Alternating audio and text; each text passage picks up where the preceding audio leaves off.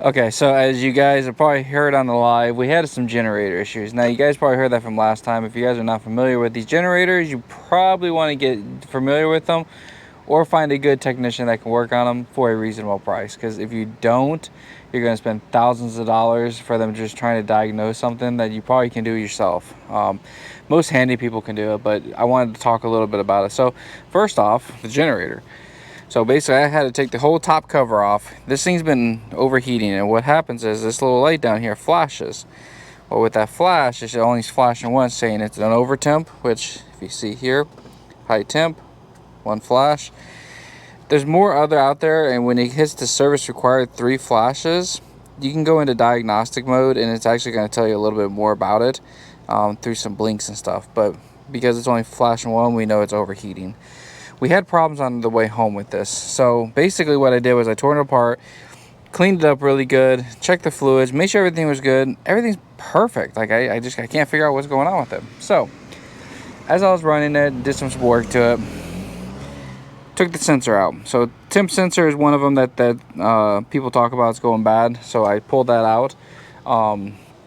Now I tried to test it, but the ohms on it were all over the place, so I'm not sure if it's actually working or not. Now, one of the things I did do, because I read about some of the stuff, is check it out.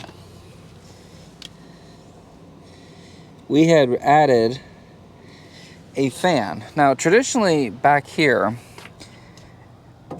this is the fan shroud housing, and this would typically pull, which it still does.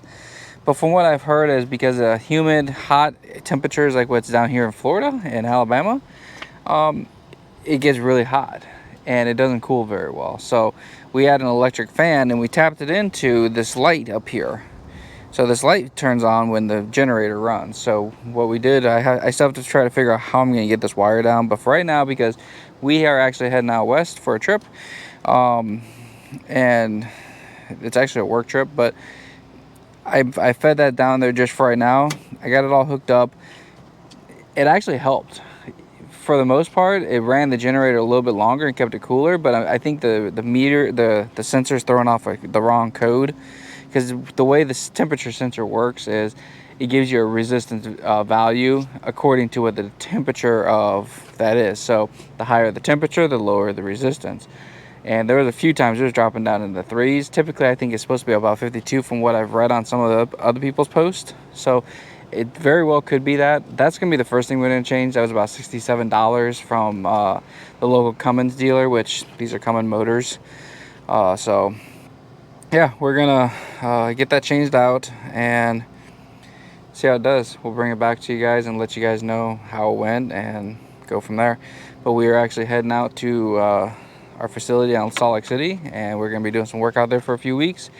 We are actually taking one of our sons, Seth, my stepson, Seth, and check it out. So we did recover the antifreeze and stuff when we pulled it off. We're going to reuse it because the owner I bought this off of has a service record. It's like, it's got maybe 30 or 40 hours on it, full run time, from when I ran it out over in Biloxi when we went to the cruise the coast.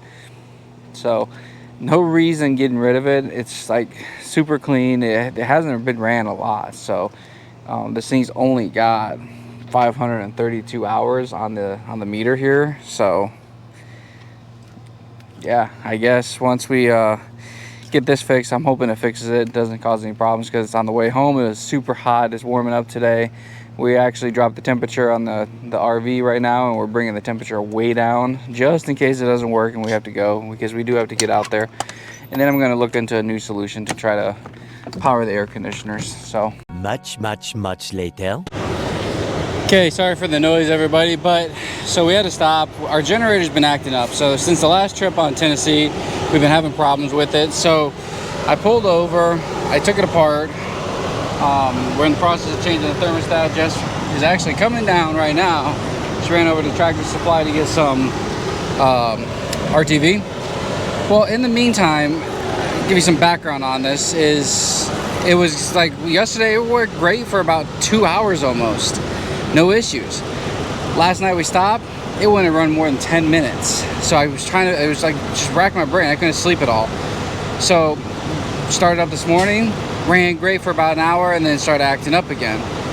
Lo and behold, my belt was just like super loose. I didn't catch that the first time. So we're gonna get this finished up and see if that actually fixes it this time and try to get back on the road.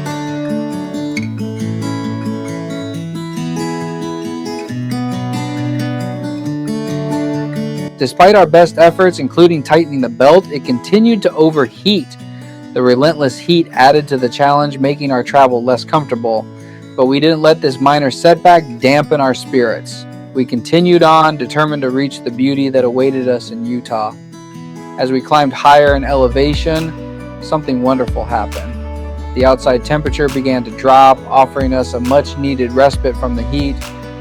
We opened the windows, allowing the cool, refreshing mountain air to fill our motorhome.